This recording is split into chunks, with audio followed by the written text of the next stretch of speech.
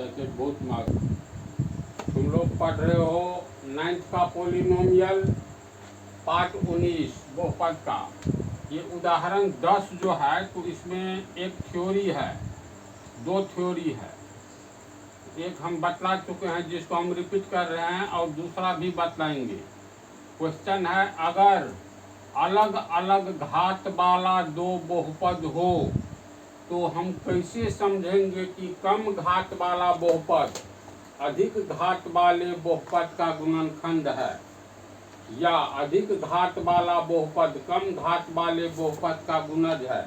Question का ये कहना है, जो दो तरह के घात वाला बहुपद, जैसे बहुपद तो घात के अनुसार कई तरह का होता है ना। एक घात वाला बहुपद को हम लोग लीनियर पोलिनोमियल रैखिक बहुपद कहते हैं। दो घात वाले को द्विघात, तीन घात वाले को त्रिघात, इसी तरह आगे की ओर बढ़ते जाओ चतुर्घात बहुपद, पंचघात बहुपद। तो अलग अलग मतलब अगर अलग अलग घात वाला दो बहुपद हो तो मान लो एक बहुपद है x² - 9, दूसरा बहुपद दे दिया x+3।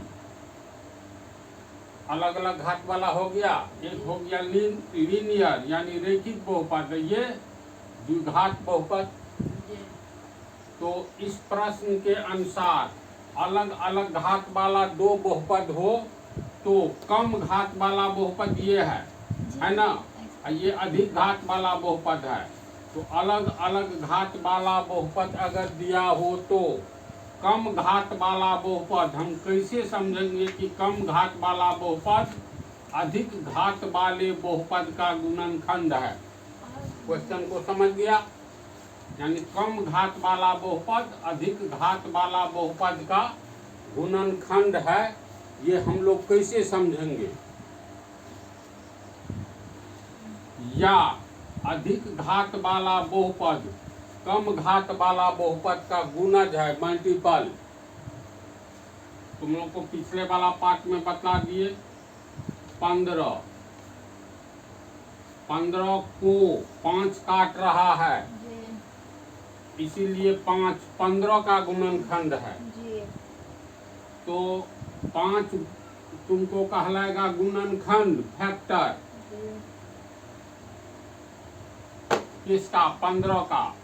तो 5 15 का गुणनखंड है, तो 15 5 का क्या है? तो ये गुणज कहलाएगा। इंग्लिश होता है मल्टीपल, पता है ना। इसी तरह अगर 15 को 5 काट देता है, पूर्ण रूप से शेष 0 आता है, ऐसी अवस्था में 5 कहलाएगा 15 का गुणनखंड और 15 कहलाएगा 5 का गुणज। सेम यही पर ये बात है, x² - 9 को अगर x+3 पूर्ण रूप से काट देता है ताकि शेष फल हमें शून्य आवे, तो ऐसी स्थिति में x+3 को x² - 9 का गुणनखंड यानी फैक्टर कहेंगे और x² - 9 को x+3 का गुणज यानी मल्टीपल कहेंगे। तो पहला शर्त ये है, x² 9 को x+3 अगर काट देगा शेष 0 आएगा, तब कहेंगे ये x+3 x² - 9 का गुणनखंड है। तो भागा सिखा ही दिए हैं। x² - 9 में भाग दे करके देखो शेष शून्य आता है, तब तो x+3 दिए गए बहुपद का गुणनखंड यानी फैक्टर होगा।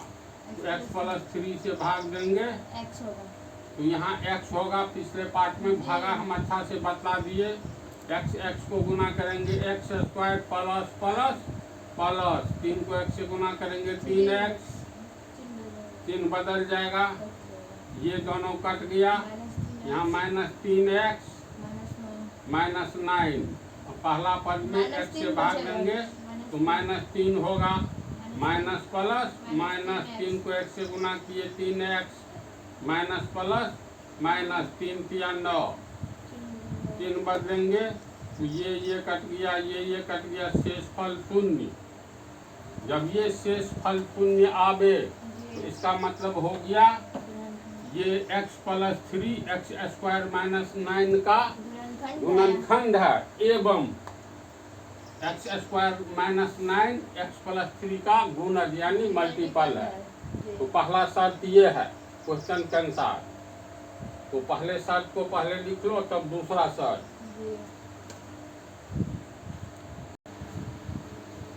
इसमें लिख दिए हैं, अगर अलग अलग घात वाला दो बहुपद दिया हो तो कम घात वाला बहुपद अधिक घात वाले बहुपद का गुणनखंड तब होगा जब पहली स्थिति, यानी दो तरह की स्थिति में होता है।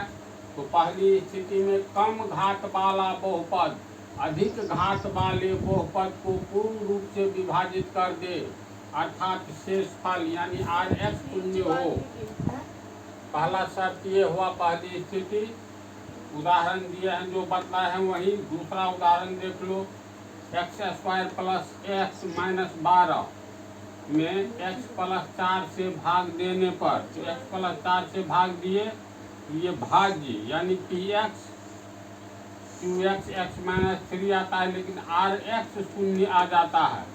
इसका अर्थ है ये x plus 4 x² plus x minus 12 को पूर्ण रूप से विभाजित कर देता है, क्योंकि शेषफल शून्य आता है। इसीलिए x plus 4 x² plus x minus 12 का गुणनखंड कहलाएगा, तथा x² plus x minus 12 x plus 4 का गुणज अर्थात मल्टीपल कहलाएगा। अब दूसरी स्थिति देखो, दूसरी स्थिति क्या है। मान लो कोई बहुपद दिया हुआ है x² माइनस 9, दूसरा बहुपद दिया हुआ है x प्लस 3। अब अगर ये पूछा जाए तो पहले बहुपद का दूसरा बहुपद गुणनखंड है, तो दूसरी स्थिति क्या है, अगर दोनों बहुपद का शून्यक एक समान हो जाए तो पहले बहुपद का दूसरा बहुपद गुणनखंड कहलाएगा।